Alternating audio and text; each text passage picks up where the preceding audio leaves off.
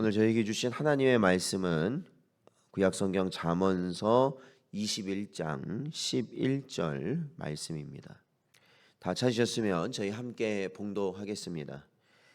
거만한 자가 벌을 받으면 어리석은 자도 지혜를 얻겠고 지혜로운 자가 교훈을 받으면 지식이 더하리라.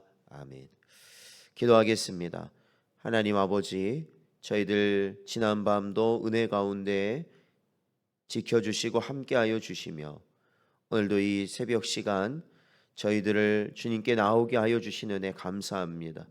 언제나 이 땅을 살아갈 때 은혜로 살아감은 저희들이 할 수 없는 것을 감당케 하여 주심이며 또한 우리가 믿을 수 없는 것을 믿게 하여 주심이니 오늘도 그러한 은혜와 또한 그로 인한 지혜를 가지고 저희들이 이 마지막 때를 살아갈 수 있도록 늘 인도하여 주시옵소서.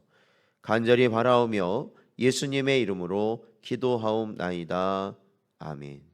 오늘은 위험 신호는 생명을 살립니다 라는 제목으로 하나님 말씀 증거합니다. 오늘 본문 11절 말씀에서 이 거만한 자란 이 비웃거나 이 조롱하는 자를 의미합니다. 이들은 구약에 나타난 애굽왕 바로가 그러했듯이 이 교만한 마음으로 하나님의 말씀을 비웃고 조롱하며 정면으로 대적하는 자들을 의미합니다. 따라서 이들은 엄밀히 말하면 어떠한 교훈으로도 회개나 교정의 가능성이 매우 희박한 자들이라고 할 수 있습니다. 반면 그 뒤에 나오는 어리석은 자는 영적으로나 정신적으로 미숙하여 남의 말에 쉽게 이끌리는 단순한 성품을 지닌 자들이다 라고 할 수 있습니다. 때문에 이들은 앞에 거만한 자들과는 달리 근본적으로는 성품이 악하고 패역한 자들이 아니라고 할 수 있습니다. 따라서 이러한 관점에서 오늘 본문 말씀을 살펴보면 하나님께서 마음이 교만하며 직접적으로 하나님을 대적하는 자들을 엄중하게 심판하시는 목적은 이를 통해 공의를 세우고 심판받는 당사자들을 회개시키려는 목적이 있습니다. 그러나 동시에 이를 위험 신호, 즉 경고로 삼아 죄악에 휩쓸리기 쉬운 연약한 자들로 하여금 두려움 속에서 근신하고 자중하게 하심으로 구원을 이루시려는 목적도 있다라는 것입니다.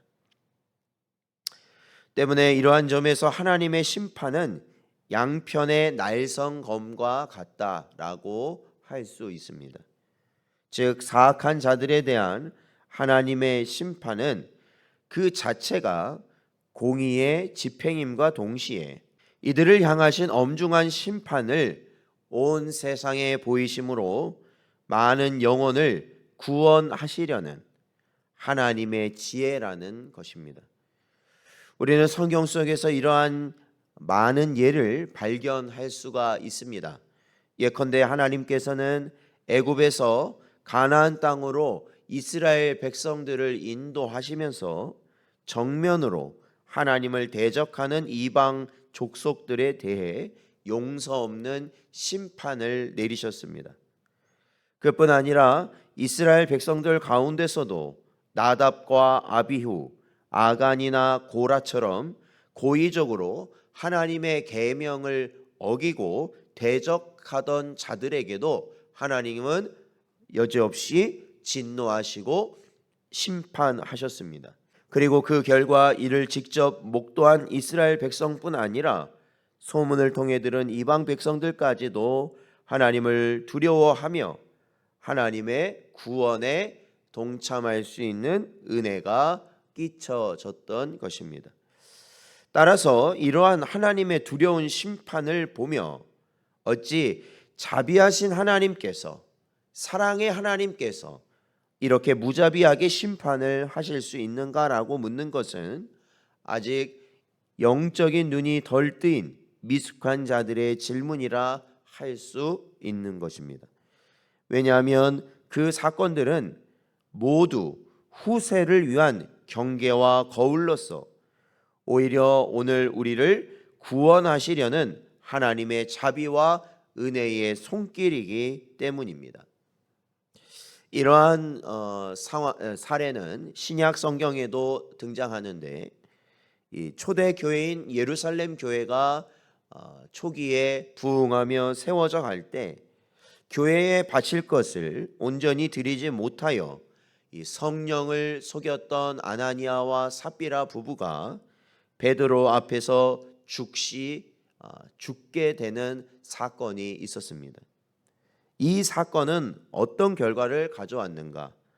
사도행전 5장 11절 말씀을 보면 온 교회와 이 일을 듣는 사람들이 다 크게 두려워하니라 라고 기록하고 있습니다. 그렇습니다. 이 부부의 죄에 대한 하나님의 심판은 그들의 죄에 대한 심판이며 동시에 당시에 경각심을 잃은 깨어있지 못한 다른 성도들에게 하나님이 어떠한 분이신지, 어떠한 것이 성도로서 바르게 섬기는 것인지를 심어 주시기 위함이었다라는 겁니다. 따라서 성도 여러분, 오늘 우리는 성경에 기록된 하나님의 엄중한 심판을 보며 먼저 우리의 마음이 교만하고 강팍해 되지 않도록 주의해야 한다라는 것입니다. 그러니까 우리가 하나님의 말씀을 대적하고 함부로 하는 그러한 자가 된다면 결국 하나님께서는 우리를 다른 이들의 본으로 삼아 먼저 진노하시고 심판하실 수 있다라는 것입니다.